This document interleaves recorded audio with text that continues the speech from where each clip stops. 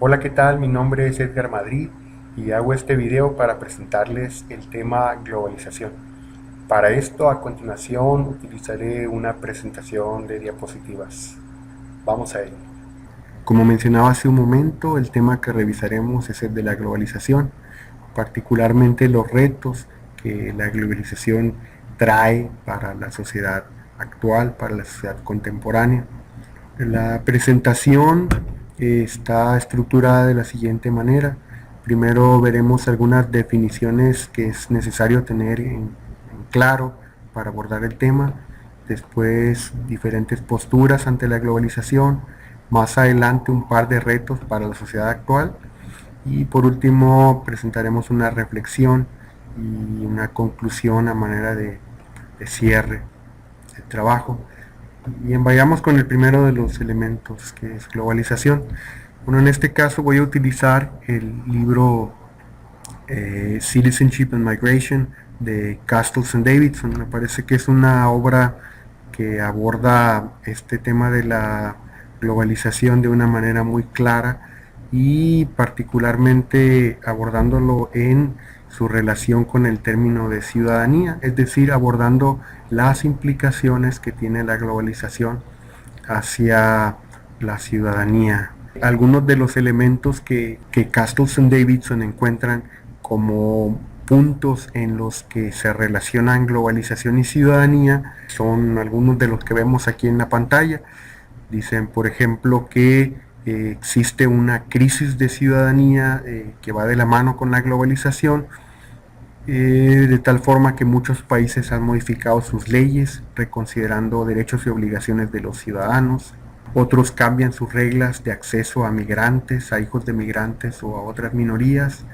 También vemos nuevas naciones multiétnicas que buscan definir y establecer reglas de ciudadanía, nuevas reglas, evidentemente. Y algunas naciones tienen problemas para fomentar una identidad nacional a partir del Estado por influencia de la cultura global. Más adelante vamos a puntualizar estas ideas. Con estas diapositivas lo que me era importante era aclarar la postura de los autores de este libro que estoy utilizando como base para hablar sobre la globalización. Ahora, la globalización se plantea en esta obra también como un fenómeno social de cara a otros conceptos que hacen referencia a la pertenencia, ya sea a un estado, a una nación o a una sociedad. Y las definiciones que nos plantean en términos muy sencillos, pues la nación como la pertenencia a un territorio, es decir, el lugar donde uno nació. También el estado como un sistema político, y por último la sociedad como un sistema económico y social que está delimitado territorialmente. Es importante tener estos conceptos porque digamos que va a haber un juego entre esquemas de Estado y esquemas globales, o esquemas de sociedad con esquemas globales. Entonces ahí es donde entrarían en juego estos conceptos. Ahora, sobre la globalización hay muchísimas definiciones, también muchas aristas desde las que se puede abordar el tema. En este caso, los autores reconocen puntos como el de la economía, los mercados internacionales. También es innegable que el tema de la globalización tiene una carga muy fuerte en términos tecnológicos, que tiene que ver con la fluidez de la información y la comunicación a través de todo el mundo. Hay elementos también que ligan a la globalización con la libre circulación de bienes, capitales. También tiene que ver con las normas universales que se utilizan para la gobernanza, particularmente con los implementos jurídicos como la Declaración de los Derechos Humanos, por ejemplo. Muy de la mano a estas normas están también las instituciones supranacionales como la OMS, o también podría citarse a la ONU. Y por último, se puede tener a la globalización como un fenómeno que da cuenta de la aparición de un compromiso global respecto a ciertos valores y estándares, como por ejemplo la diseminación de la perspectiva de que la democracia es una de las formas de gobierno más apropiadas para la época, pues tiene que ver también con un compromiso global de privilegiar estos valores o estas perspectivas de política. Y bien, teniendo estos elementos en consideración, pues podemos decir que la globalización puede relacionarse con una economía global, centrada en mercados internacionales, tiene que ver también con tecnologías de comunicación, producción y comercio, también con libre circulación de diferentes bienes, tiene que ver con normas internacionales, particularmente con implementos jurídicos, con instituciones supranacionales y por último con un compromiso global respecto a ciertos valores. Y bueno, una vez que tenemos más o menos esta perspectiva de globalización, vamos a ver cómo algunos autores han abordado esta temática en su análisis. Algunos vamos a ver que están a favor de la globalización o que apoyan la globalización y otros que encuentran aspectos negativos en ella. Castorsen Davidson presentan por un lado a Omae y a Soysal y por otro lado a Reich y Schnapper. Vamos a ver ahorita algunas de las ideas que ellos plantean para estar ya sea a favor o en contra de la globalización. Vamos a comenzar por un punto que va a favor. Y bueno, Omae lo que plantea es que es indudable que ha emergido un poder supranacional que es la economía interconectada. Es decir, puede que nosotros planteemos que la globalización es buena o es mala, es decir, que lo abordemos con planteamientos de tipo prescriptivo, pero eso no va a modificar una realidad descriptiva que es que esto está acá. Entonces hay que partir desde ahí, ¿no? Y bueno, más adelante menciona que la economía global postnacional es dependiente de la libre elección de consumo de los ciudadanos globales. Y también menciona que la buena vida en este nuevo contexto globalizado se define como un derecho, como el derecho a comprar productos estilizados y de la mejor calidad. Y muy resumidamente el por qué apostar por la globalización que nos ofrece Omae dice: los países que apuestan por el proteccionismo están condenados a perecer. Deberían abrir sus fronteras al libre movimiento del capital y bienes de consumo, independientemente de los costos que ello implique. Y este punto lo voy a retomar al final de la presentación, ya que analicemos algunos de estos costos, ¿no? Porque ahorita nada más se nos plantea así en términos muy amplios esta idea de que apostar a la globalización es importante, porque si no, de alguna manera estaríamos no reconociendo nuestro momento, que es un momento global. Y bien, para el caso de Soysal, la ciudadanía se acerca más a la idea de la pertenencia a un club social que propiamente a la pertenencia a una nación. Es decir, para Soysal el Estado ya no es ni autónomo ni independiente, ni está cerrado en una sociedad nacional, sino que en lugar de eso tenemos un sistema de estados interconectados con una multiplicidad de membresías. El modelo que nos presenta está basado en Naciones Unidas, que nos dice que es un organismo internacional cuyas recomendaciones se incorporan gradualmente en las legislaciones de los diferentes estados parte. Es decir, ya se habla aquí de una perspectiva de ciudadanía y una perspectiva de Estado que está en constante relación con diferentes actores sociales de otros lugares, de fuera de la propia nación, más o menos en el mismo tono en que veíamos con Omae. Pues aquí se toma el punto de partida de que hay que hacer caso a la realidad, más allá de los deseos que se puedan tener en torno a si es o no es apropiado vivir en un mundo global. Vaya, ya estamos acá y tenemos que partir desde ahí, más o menos ese es el punto de partida. En un sentido crítico respecto a la globalización, Castorsen Davidson presentan este argumento de Reich, donde dice: considerando la forma en que todo factor de producción se mueve a través de las fronteras, la mera idea de una economía nacional se vuelve insignificante en un contexto de globalización. Entonces aquí la apuesta es a tratar de recobrar esa fuerza de la economía nacional que se ve amenazada por la globalización.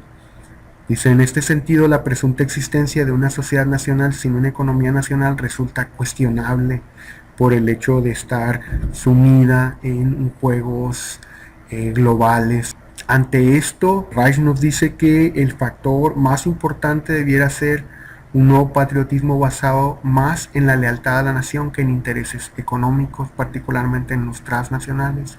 Y para esto se requiere un sentido de nacionalismo basado en elementos históricos y culturales conectados a un fin político común. Y más o menos de manera similar a esta crítica a la globalización, tenemos este argumento de Schnapper en donde dice, bueno, la globalización tiene que ver con un debilitamiento del Estado, aunque hay que tener en cuenta que no solo el debilitamiento se debe a estas cuestiones globales, sino también a factores internos. Entre los factores externos que nos plantea están estos relacionados con la globalización, como es la existencia de un orden político global, como el de la ONU, que limita el campo de acción de los estados-nación. Y de manera muy similar, el orden económico, como el de los mercados internacionales o el Fondo Monetario Internacional. Entonces ve en estos elementos una limitación, un constreñimiento del Estado-Nación, de ahí la crítica. Sin embargo, esa reducción del Estado-Nación frente a la globalización no solo se atribuye a la globalización misma, sino también a una debilidad inherente al Estado. En primer lugar, la necesidad de equidad respecto al derecho a la participación social, es decir, que la participación social no sea monopolio de uno o dos actores sociales, sino que entren en juego más actores sociales en un sentido más democrático. En segundo lugar está el hedonismo de ciertos actores sociales que se aprovechan del estado de bienestar que procura el Estado. Y por último, aunque no ajeno a los dos puntos anteriores, pues está la despolitización o la pérdida del sentimiento cívico. Esto podría relacionarse con el tema de la globalización, pero también pues es una debilidad inherente al Estado mismo.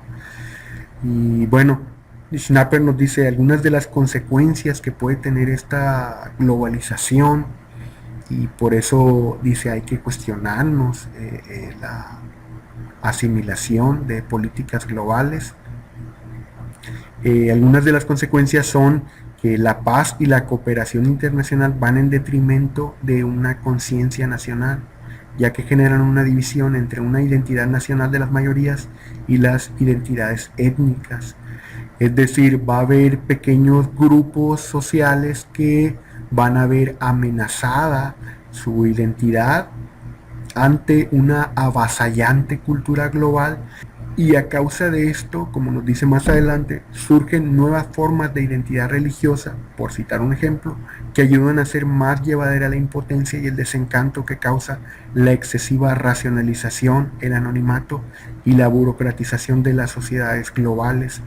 Es decir, la cultura cosmopolita, la cultura de la ciudadanía global, de alguna manera comienza a crecer y crecer, y estos pequeños grupos ven afectado su capacidad de permanecer. Y bien, ya que hemos planteado algunas de las ideas de estos cuatro autores, dos que están a favor y dos que están en contra de la globalización, en tres ámbitos concretos en los que podemos ver sus argumentos son en el de ciudadanía, en el tema de la economía y por último en el de la política social. Respecto al primer punto, a favor de la globalización está el hecho de que la globalización favorece una perspectiva de ciudadanía cosmopolita, aunque como veíamos hace un momento con Schnapper, esto potencializa la radicalización de las identidades locales que ven en riesgo su permanencia en un mundo tendiente a la globalización. Bien, respecto a la economía, se asume la idea de una economía interconectada bajo la premisa de que solo esta es capaz de satisfacer las necesidades de consumo de los ciudadanos globales. Esto sería a favor de la globalización. En contra vemos el argumento de que la economía Las economías locales pierden poder frente a esta economía global. Por último, en los términos de política social, vemos que las políticas sociales locales se ven favorecidas con la incorporación de instrumentos jurídicos internacionales. Bueno, a ver, tenemos entonces estos 4 autores, 2 a favor y 2 en contra de la globalización. Veamos ahora esto cómo se plantea sobre 2 retos específicos.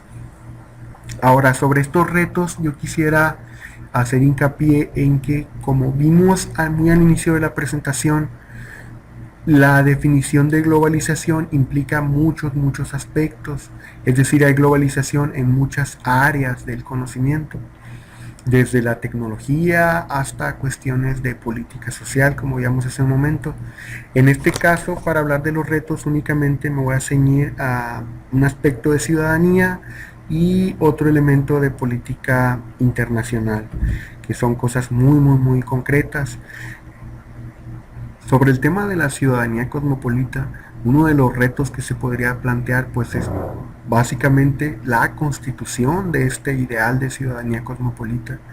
Uno de los autores que se ha detenido a abordar este tema es Kant.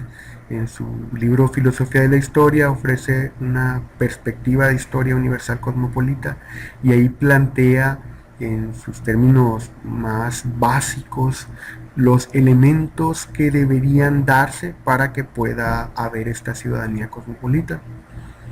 Dice, en primer lugar, pues hay que partir desde la idea de que toda la naturaleza tiende a evolucionar, que si el ser humano habrá de evolucionar lo hará como especie y mediante el uso de la razón, que este despliegue de racionalidad no será ajeno al antagonismo, pero que sin embargo este antagonismo es lo que da pie a la construcción de una sociedad civil, es decir, una confrontación de ideas, de visiones de mundo, y sin embargo esta sociedad civil, para lograr la ciudadanía cosmopolita, requiere de un liderazgo que logre acuerdos al interior de la misma sociedad, y así como estos acuerdos que deberán darse al interior, también debe darse hacia el exterior, que es lo que nos dice en el séptimo principio. Es decir, que otros estados reconozcan a esta naciente sociedad civil. Y también nos menciona que ya que haya ese relacionamiento entre los diferentes estados, se va a lograr esta sociedad de naciones, y así es como tendremos esta ciudadanía cosmopolita, como una ciudadanía del mundo, o en nuestros términos contemporáneos, pues hablamos de una sociedad global. Ahora, un punto que me parece muy importante es que Kant ya planteaba que esta visión de la historia universal podría parecer un tanto utópica. Sin embargo, aquí nos habla de que plantearlo, el solo plantearlo, implica también la existencia de un efecto propulsor. Es decir, utilizando las palabras de Eduardo Galeano, se preguntaba ¿para qué sirven las utopías? Dice, ¿para qué sirve la utopía si yo sé que nunca voy a llegar a ella? Que si yo doy un paso, delante de mí la utopía da 2. Y si doy otro paso, da otros 2. La respuesta que ofrece Galeano, pues dice, las utopías sirven para caminar, para eso precisamente. Más o menos así es como lo plantea Kant, de decir, bueno, la visión de historia universal me sirve como un efecto propulsor para llegar o acercarme más a esos ideales de ciudadanía cosmopolita. Entonces, aquí ya habría uno de estos retos, ¿no? A pesar de que tomo un autor que está muy lejos del debate de la globalización, ya está aquí la raíz de este gran reto, ¿no? De constituir esta ciudadanía cosmopolita. Por otro lado, en términos de política internacional, un reto que se puede plantear es el que ya habíamos visto con este autor Omae, cuando nos decía los países que apuestan por el proteccionismo están condenados a perecer. Naciones Unidas, organismo internacional cuyas recomendaciones se incorporan gradualmente a las legislaciones de los Estados-nación.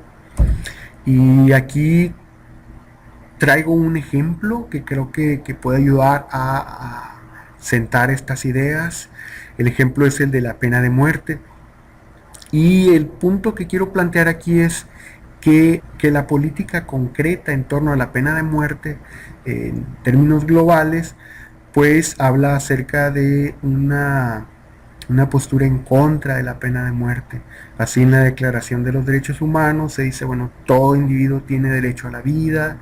Con el segundo protocolo facultativo del Pacto Internacional de Derechos Civiles y Políticos también se habla de que no se ejecutará ninguna persona sometida a la jurisdicción de este Estado parte, y en la resolución de la ONU sobre una moratoria del uso de la pena de muerte nos dice: esta resolución exhorta a todos los estados que todavía mantienen la pena de muerte a que limiten la aplicación de la pena capital y reduzcan el número de delitos por los que se puede imponer esa pena.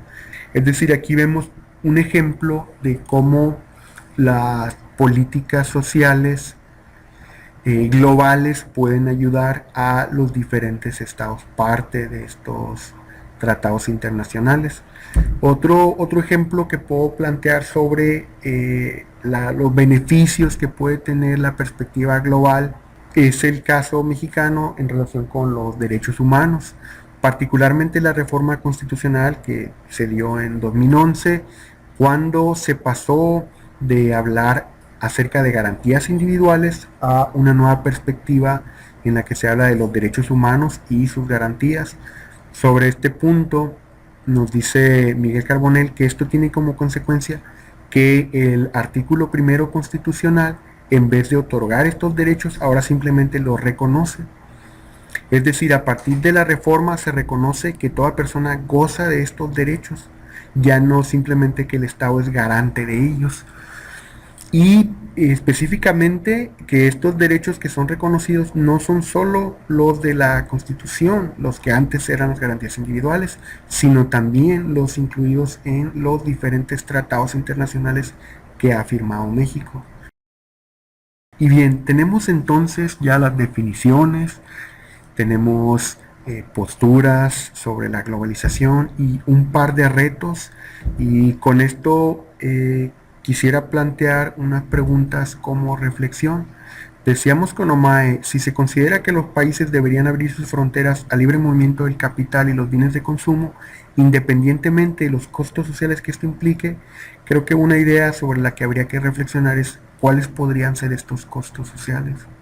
Asimismo, ya que hayamos logrado atrapar algunos de estos costos sociales, pues qué resultado arrojaría un análisis costo-beneficio de estos costos sociales en un contexto de apuesta por la globalización. Y por último, preguntaría de qué manera se podrían abordar temas como el de la radicalización, de la que hablaba Schnapper, de quienes se oponen a la globalización. Creo que vale la pena reflexionar en estas preguntas. Y bueno, a manera de conclusiones, con los primeros autores que revisamos que planteaban argumentos a favor de la globalización, quedó muy claro que había que diferenciar los juicios prescriptivos de los juicios descriptivos. Es decir, hay que partir de la idea de que la globalización es un fenómeno que está aquí, entonces ese es un juicio descriptivo independientemente de si yo considero que es bueno o malo. Ahora, respecto a los retos que bosquejé hace un momento, creo que una conclusión importante es que la adopción de implementos jurídicos internacionales contribuye al bienestar de los ciudadanos de un Estado-nación. Y lo mismo sucede en los casos de asimilación de tecnología y acceso a bienes de consumo. Es decir, nadie podría quejarse de la llegada de Internet o de la llegada de alimentos que difícilmente se podrían producir dentro de un Estado. Y por último, que todo proceso evolutivo, como veíamos con Kant, hablando de este tema de la ciudadanía cosmopolita, todo proceso evolutivo implica una confrontación de fuerzas antagónicas, y el éxito de dicha confrontación se logrará en el marco de una sociedad civil organizada en la que haya un reconocimiento de los actores sociales implicados, y desde una visión, como decía el comandante Marcos, de mundo en la que quepan todos los mundos. Gracias.